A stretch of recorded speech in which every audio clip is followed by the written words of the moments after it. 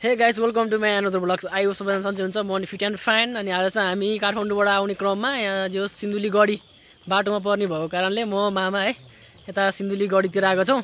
हाम्रो सिन्धुली गढीको सङ्ग्रहालयमा त्यो चाहिँ सङ्ग्रहालय भयो हाम्रो। त्यहाँभित्र चाहिँ जुन युद्धमा भएको कुराहरूलाई चाहिँ त्यहाँनिर समेटेर राखेको छ। हरेक कुराहरूलाई एक एकवटा कुराहरूलाई चाहिँ त्यसमा राखेको छ भने हामी चाहिँ आज दुईवटा टिकट काटेर है, त्यही पनि कतिमा 110 रुपियाँ होइन, 110 रुपियाँको टिकट काटेर हामी कला घर गढी जाँदैछ है। अनि हाम्रो कला घर चाहिँ उतापट्टि छ, त्यो पनि नजिकै छ। त्यही भएर आज हामी चाहिँ गढीको सङ्ग्रहालयमा के छ त तपाईँलाई देखाउने प्रयास गर्छु है। हेर्दै जाने होला के छ। यस आफ्नै नजिकको सङ्ग्रहालयलाई तपाईँहरू आउन सक्नु भएन भने मेरो भिडियोबाट हेर्न सक्नुहुन्छ। लाइक एन्ड कमेन्ट सब्सक्राइब पनि गर्न सक्नुहुन्छ है, माया गरेर सबैजनाले।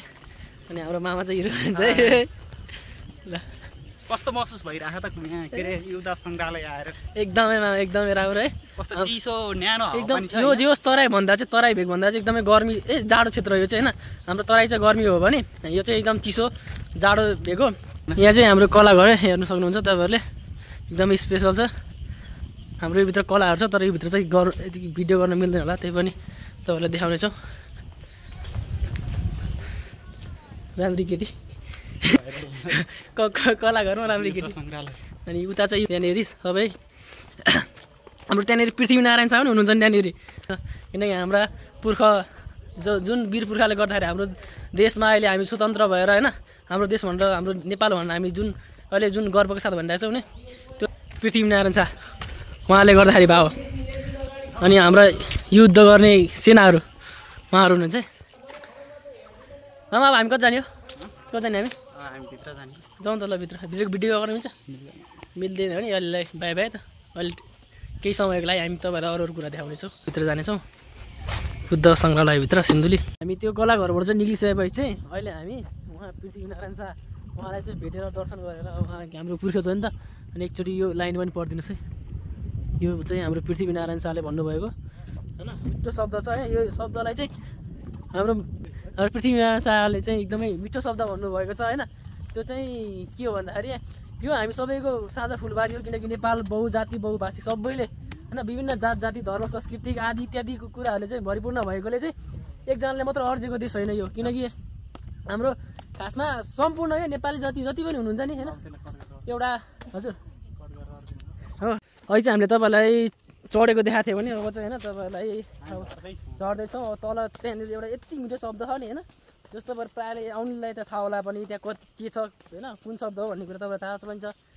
तर यो जुन छ नि सिन्धुली गढीमा आउनुपर्ने विशेष कारण चाहिँ म के भन्छु भने हाम्रो पुर्खाहरूले रचेको जुन सङ्ग्रहालय छ नि, त्यसमा चाहिँ तपाईँले विविध कुराहरूलाई देख्न सक्नुहुन्छ क्या। त्यसमा चाहिँ तपाईँले एउटा मात्र नभएर हरेक कुराहरू छ नि। हाम्रो यो सिन्धुली गढीमा चाहिँ कसरी युद्ध भयो होइन, अङ्ग्रेजहरूलाई कसरी मारे भन्ने कुरा हो क्या साथी। त्यही भएर तपाईँहरू आउनुपर्ने छ होइन। हाम्रो यस सिन्धुली गढीको यो कला सङ्ग्रहालयलाई तपाईँले मान सम्मान गरेर यहाँ एकचोटि आइदिनु होला। यहाँ जो हाम्रो महत्त्वपूर्ण भूमिका भनेको चाहिँ हाम्रो पृथ्वीनारायण शाहको छ होइन। यहाँनिर जे पनि जति पनि अहिले जेसम्म भयो नि त्यो सबै पृथ्वीनारायण शाहले नै रचिदिनु भएको हो। त्यही भएर म तपाईँलाई बारम्बार पनि भन्न चाहन्छु यो सिन्धुली गढीमा जोस् एकचोटि आइदिनु होला। यो सिन्धुली गढीको एकदमै महत्त्वपूर्ण कुरा भनेको त्यही हो कि तपाईँहरूलाई यहाँ आइसकेपछि गर्व लाग्छ क्या। अब मेरो पुर्खाहरूले चाहिँ यो गरिदिएको छ है होइन, त्यो भन्ने तपाईँलाई चाहिँ एकदमै भित्रदेखि गर्व हुन्छ क्या। अब हामी चाहिँ के गर्छौँ भने अब हाम्रो आफ्नै नजिकको जो तीर्थलाई हेला गरेर पोखरा जाने फेवाताल हेर्ने त्यो गर्छौँ।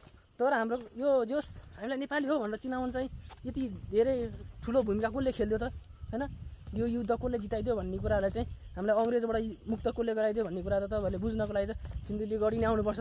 त्यसकारण तपाईँहरूले यहाँ भएको यो जुन कला सङ्ग्रहालय होइन सिन्धुली गढीमा चाहिँ तपाईँहरू एकचोटि आइदिनु होला है। अनि जो यहाँनिर एकदमै भ्यू पनि राम्रो छ क्या तपाईँको यहाँ देख्न सक्नुहुन्छ। हाम्रो मामा हुनुहुन्छ, आउनुहोस् न आउनुहोस् जाउँ। हाम्रो मामा फेरि एन्ट्री खतरा खायो नि त हाम्रो मामाको। त्यही भएर अब जस हामी त यहाँ घुमेँ त्यो भित्र चाहिँ जान दिँदैन, फेरि यो भित्र जान दिँदैन किन तपाईँहरूलाई त्यो भित्र जानको लागि अलाउड छैन। त्यही भएर जस मैले भनेको शब्द चाहिँ हो क्या मिठो शब्द है। ल त्यो छ है। अनि यो चाहिँ हाम्रो पृथ्वीनारायण शाह हुनुहुन्छ। अनि यो तलतिर हाम्रो कला सङ्ग्रहालय। अब हामी यहाँबाट अनि जस यो भित्र चाहिँ हात हतियार छन् भन्ने एउटा च्याम्पियन चाहिँ तपाईँले देख्नुहुन्छ। यदि मेरो भिडियोमा लाइक कमेन्ट आएन तपाईँलाई यो तोप एउटाइन्छ नि फेरि। यो चाहिँ फेरि ग्यारेन्टी हो नि फेरि खत्रै। यति चाहिँ फेरि पुरै चेतावनाको साथै के भन्छ ल यो चाहिँ हाम्रो गढी भयो अहिले